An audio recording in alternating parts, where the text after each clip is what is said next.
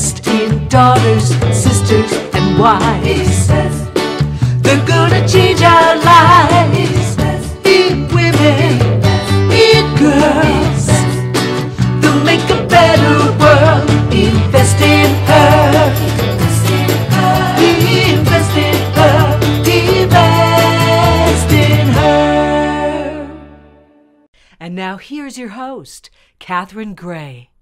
Hi, and welcome to this week's episode of Invest in Her. I'm your host, Catherine Gray, founder of She Angel Investors and co-founder of the She Angels Foundation. And as most of you know, we are all about funding women. And we always have on amazing entrepreneurs who are either looking for funding or they are funders. And today we have on the amazing Amy Will from the Girl Gang label. Hi, Amy. Welcome to the show. Hi, thank you so much for having me. I love your story because you had shared with me that you actually started your business on $100 Etsy card, right? Yes, that's how the whole little mini empire got going, was $100 Etsy gift card. You know, that's a great story. Let's talk about that because, you know, I think there's a lot of people out there thinking, oh, I'd love to start a business, but how could I possibly? And I don't have the money and I don't have the funds. And here you started it with a gift card. I mean, this is an incredible story. So let's hear that story first. Yeah, definitely. My husband and I were both in creative fields. I was working at a startup at the time. And so I got to see from the ground up bootstrapping a company from $30,000 to $3 million, kind of what it took shipping wise, customer service, creating products, scaling. And I kind of saw my entrepreneurial role helping other people build their businesses.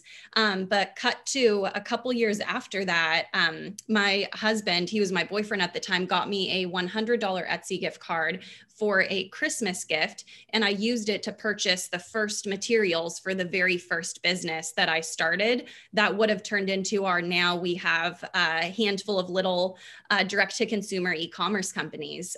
The first one was a hair tie company. So I bought the fold over elastic on Etsy and we used just an Epson printer to print designs on it, built a website on Shopify, which is only $29. And everything, I do want to say, I did have a background in search engine optimization, and working at the startup was really helpful. And I also was able to do 6 internships in college. So anyone that's discouraged by a lot of funding or a lot of experience that might need to start a business, I would say, you know, kind of go through your risk analysis, what time you can get up, what money you can allot to start it. But don't think that it needs to be tens of thousands of dollars and decades of experience. So kind of start where you are, and whatever skill set you need to develop or whatever funding you might need to do, just start chipping away and make a plan. So if you don't know how to build a website, search on YouTube. Shopify, the e-commerce platform I use, also has a lot of free tutorials. Listen to podcasts like this one and just kind of make a plan. So for me, that plan ended up being 6 months from working full-time to really full-time being involved in the first business. For other people, it might be 90 days, a couple years, but just, you got to start where you are and just be open to, you know, putting in that extra time to learn what you don't know. Yeah. And I love that because obviously you don't just go buy a gift card and you can start a business. Yeah. I wish it was that easy, but it's a great story. And at least it was a starting point. But yes, of course, you had all these skills and, you know, working in other people's businesses to learn the startup business. And that really is the key, isn't it? You know, that if you want to start a business, first work for other people, learn, like you said, learn skills like SEO or website building, or find a partner or someone who does have those skills. I always say you don't have to know everything. You just have to know someone else who knows what you don't.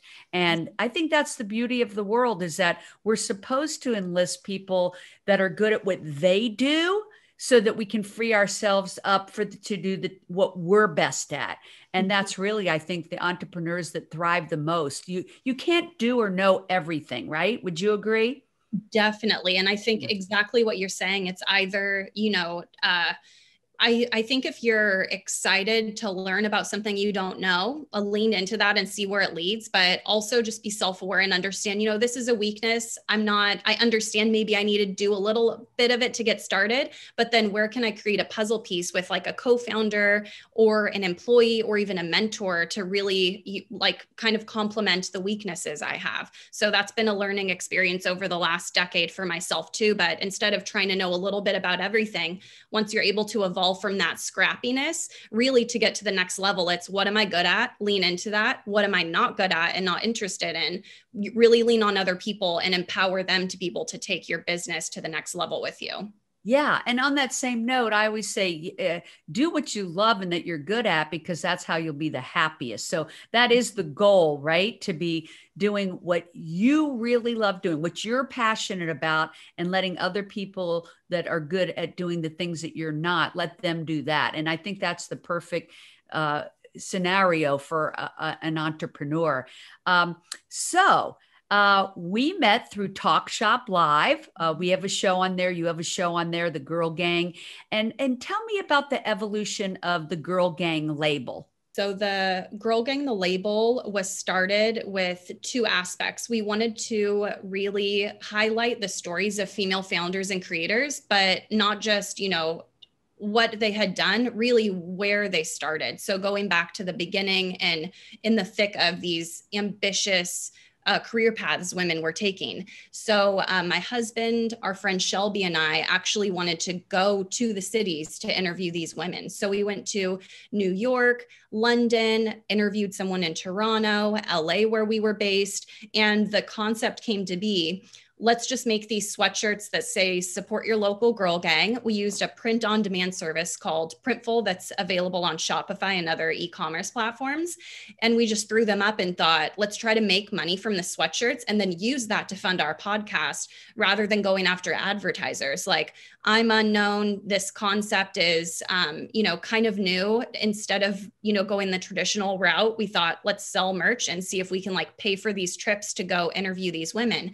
And then the actual sweatshirts just completely took a life of their own. So we launched into a complete clothing line. We were sold in the Beverly Hills Hotel.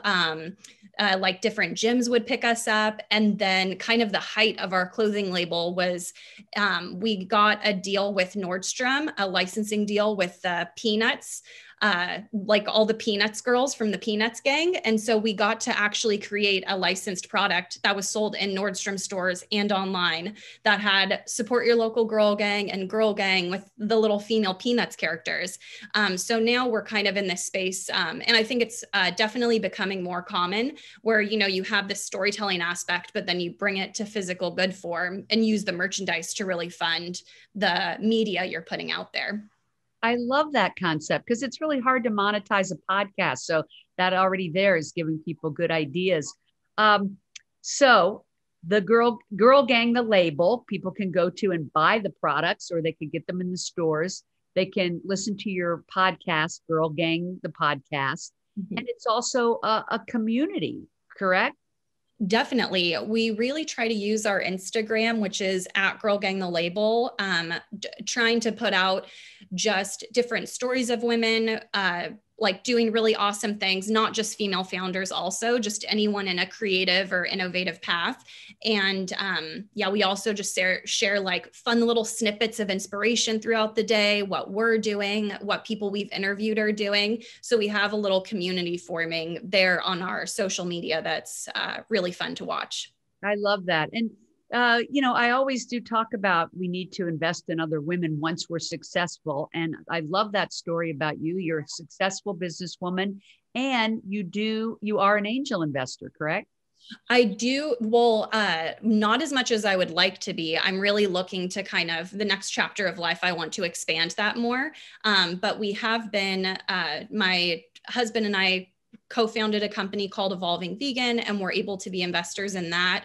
And then we also use the application Republic that lets you put in little bits. So, and then with a little bit of commercial real estate, but we really want to hone in on that, women, especially women makers, anyone making physical goods, and to get to the next level, they need funding to, make those goods at a higher higher level, that's kind of like the next couple of years chapter I'd really like to heighten. But we're just starting to dabble in a different way and seeing like what it looks like to have put money into something you're not as involved in and see what it can turn into and how sustainable that is. Yes. And the only way we're going to level the playing field is if more successful women invest in other women. And I love that you're doing that. I have some suggestions for you, of course. Um, of some women that are creating goods. I love that's your focus. And, you know, you mentioned Republic and WeFunder are such great ways for women to start funding. Like you said, you know, for $100, $500, you can get started in being an investor in what's called equity crowdfunding, one of the newest and easiest ways for people to get started. So I'm so happy that you brought that up.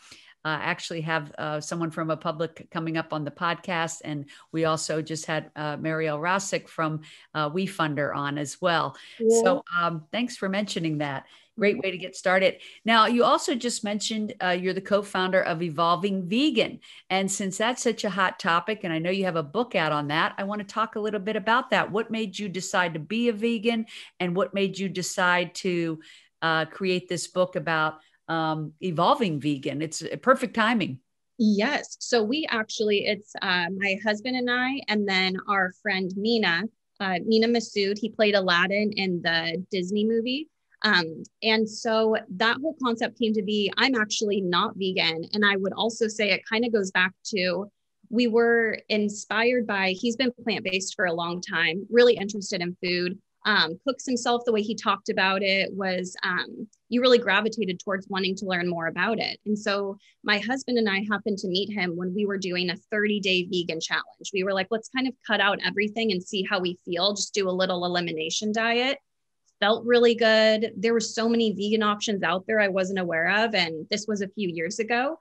And we had overlapped by meeting him during that journey, and he had come over to cook for us. And then he ended up going and booking the role Aladdin and was gone for a while. And when he had come back, he knew my husband and I had a few companies, and he said he wanted to start something in the vegan realm. So through brainstorming all together, and really our role that we wanted to play was heighten someone else's passion. So that's kind of what I want to do too. So although, like, you know, I don't cook with any meat, I really love eating plant-based food. I would say I'm kind of in like the 80% tier, which is aligned with the mission of our company, which is really cool. So when we were thinking of a name and who we wanted to target, we were like, well, you know, like, we're not fully vegan, but we just want to learn more. And even cutting out meat one day a week, or understanding different benefits of like having a replacement that has no cholesterol. There's all these things, and kind of moving away from these dietary labels that are really encouraged for our generation. We just kind of landed on that and thought it was cool. And so this was the first time ever we had a co-founder. He's the face of the company. He wrote the book. He really executed it, but we were able to kind of like go through how to start it, build the website, get the logos, hire the team. And so after doing that one time, it's like, I definitely want to do that more. And that's what makes me want to be an investor in other people that are really passionate, getting to watch that come to life. I love that too. Every time someone tells me their light bulb idea, I get so excited for them. I love being in this space. And I think a lot of people, once they dip their toe in angel investing, they're going to find that it is a very exciting world, learning about all the new innovations and creations that people are doing. I think this title, Evolving Vegan, is so right on, because like you said, you know, they're encouraging people to like, hey, try it once a week without eating meat, or twice a week, to evolve into something new. And it's definitely where the world is going. And it's, you guys were really ahead of the curve with that. I love that. And I just love your whole philosophy about how you not only want to build up your company, but you want to help others do that too. So that's really what this show is all about. And I hope people will visit Girl Gang, the label, and become part of your community on Instagram.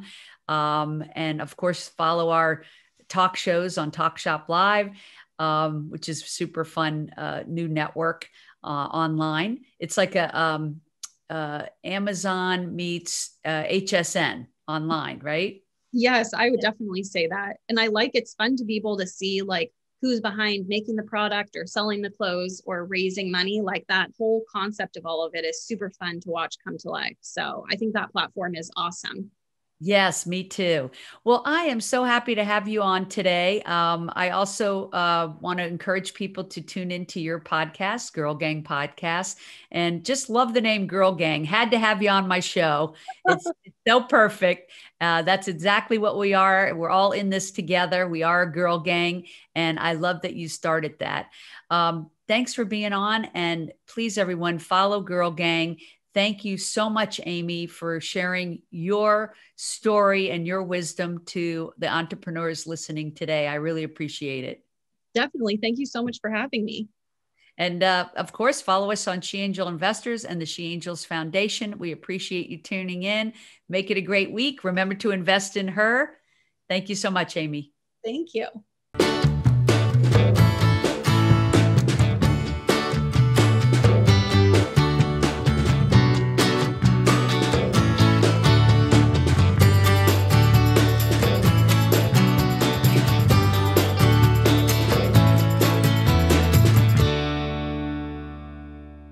Our theme music was created and produced by Lindsay Tomasic.